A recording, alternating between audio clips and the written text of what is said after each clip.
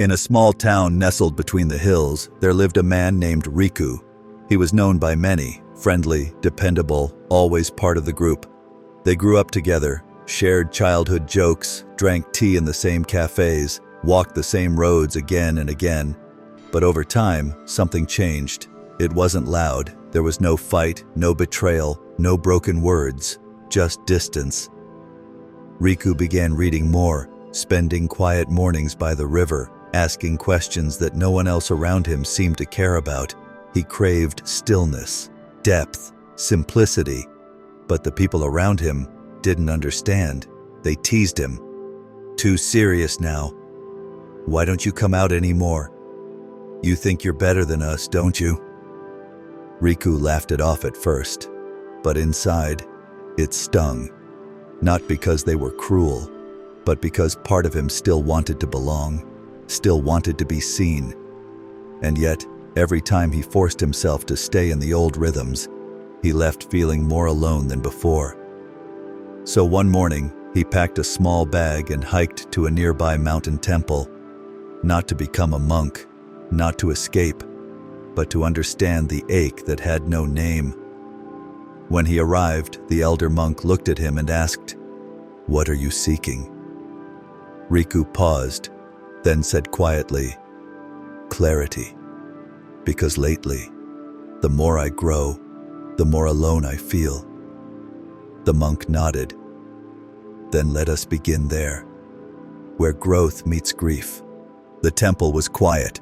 No bells, no chants, just the wind moving gently through pine branches and the steady breath of monks moving through their morning routines. Riku followed the elder monk to a small garden behind the main hall. There, the monk handed him a simple task: sweep the stone path. Not quickly, not perfectly, just presently. As Riku worked, his thoughts wandered. Back to his friends. They weren't bad people. They had laughed together, held him when he cried once, watched sunsets and drank too much tea. But somewhere in the last year, the connection had shifted. Their conversations felt thinner. Their jokes no longer landed. Their silences, once comfortable, had turned sharp. And worst of all, he couldn't explain why. When he finished sweeping, the monk returned with 2 cups of warm tea and said, "You feel guilty for leaving them behind?" Riku nodded. "It feels like betrayal." The monk stirred his tea slowly. "It's not betrayal," he said. "It's becoming." Riku frowned. "But they think I changed." "You did," the monk said. "And not everyone is meant to follow you into the next version of yourself." Riku looked away, unsure. "They say I'm distant now, that I've become quiet, detached." The monk sipped his tea. "They mistake peace for distance, depth for detachment, clarity for coldness." He looked up, eyes kind but sharp. "But the truth is, you didn't leave them. You just stopped pretending you were still the same." Riku said nothing, but the words hit somewhere deep. The place where he had tried to shrink himself to keep others comfortable. He realized something. He had been grieving, not for what he lost, but for what no longer fit. And now, he was learning to let go, without needing permission. That night, Riku sat beneath a cedar tree just outside the temple wall.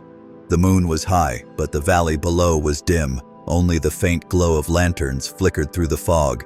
It reminded him of how he felt around his old friends, light around him, but a strange darkness inside. The monk joined him, holding a small cloth bundle. "Sometimes," he said, "we carry stones that were once precious to us, but over time, we forget why we're still holding them." He unwrapped the bundle. Inside were 5 stones, smooth, polished, worn by time. "Each one was given to me by someone I cared for," he said. "But eventually, I realized I was still carrying their memory. while they had already let go of mine. He looked at Riku. "Who are you still carrying?" Riku blinked. The names came faster than he expected. Not enemies, friends, cousins, people who once saw him then stopped. Some had faded gently, others had pushed, but he had kept them all, trying to be the glue that held something already cracked. He whispered, "What if I let go, and there's no one left?" The monk wrapped the stones again. "Then you'll finally have space, for who's meant to find you next?" Riku sat in silence. For the first time, he realized he had been trying to keep dead conversations alive, forcing shared memories to stretch further than they were meant to. And in doing so, he had blocked the door for new ones to enter. He didn't need more people. He needed the right people. The kind who wouldn't shrink when he grew. The kind who wouldn't call his stillness strange or his depth too much. The kind who wouldn't need him to be someone else just to stay close. That night, as the wind moved through the trees, Riku let go of names he had whispered for too long. And in that emptiness, he felt something strange and sacred. Not loneliness, readiness. If this story speaks to you, consider subscribing and tap the bell so you don't miss what comes next. The next morning, Riku helped the monks gather herbs from the forest trail. The work was slow, quiet, no rush. But as he picked leaves and watched the wind move through the trees, a familiar thought returned. What would they say if they saw me now? He imagined old friends back home, rolling their eyes, laughing, calling him dramatic, lost in weird monk stuff.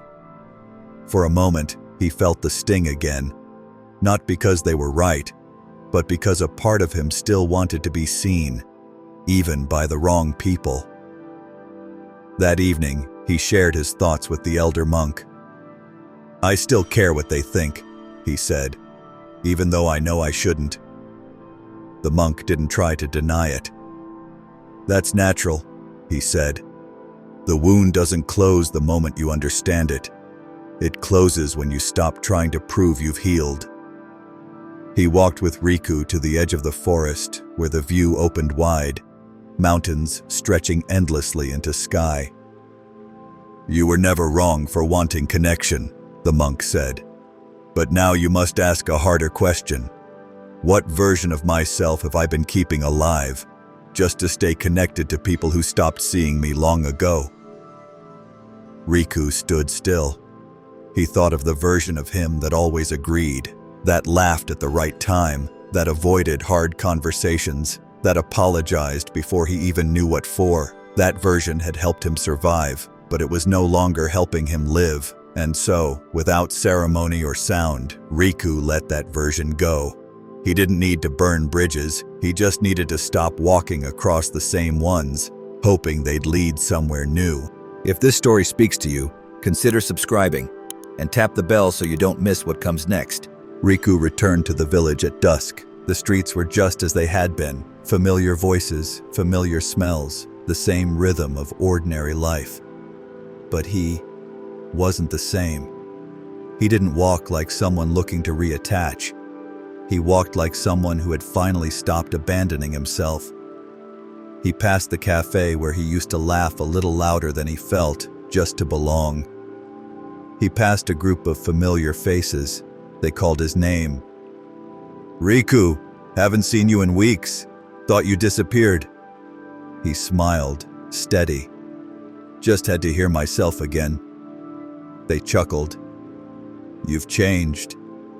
Riku nodded. "I have." The silence after his words felt uncomfortable, for them, but not for him. Later that evening, he visited his old friend, Daisuke. They had once been inseparable, but in the last year, something had shifted. Every deep question Riku asked was deflected. Every moment of vulnerability met with a joke. Daisuke poured tea. "So, what now? You live in silence forever?"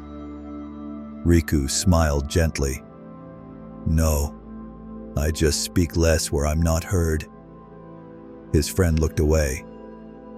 "You really think you're better than us now?" Riku shook his head. "No, I just stopped trying to be someone else to stay close." The words hung in the air, honest, clear, without malice. Riku stood. "I care about you, but I won't shrink to make you more comfortable." He left without slamming the door. No anger, no guilt, just peace.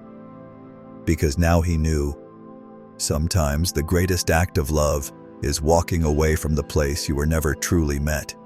If this story speaks to you, consider subscribing and tap the bell so you don't miss what comes next.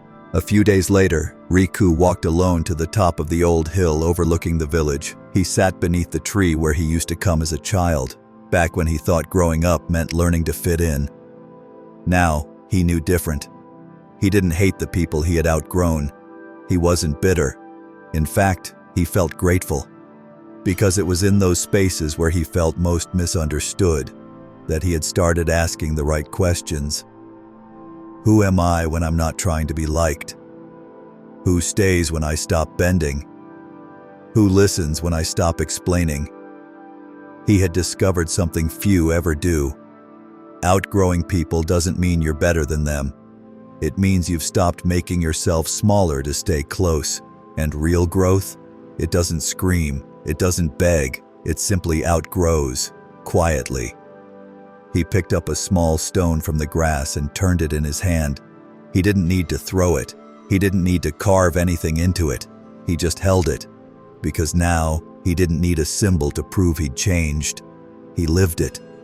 And as he stood to leave, he whispered to himself, not with sadness, but with clarity, "I didn't lose them. I found me."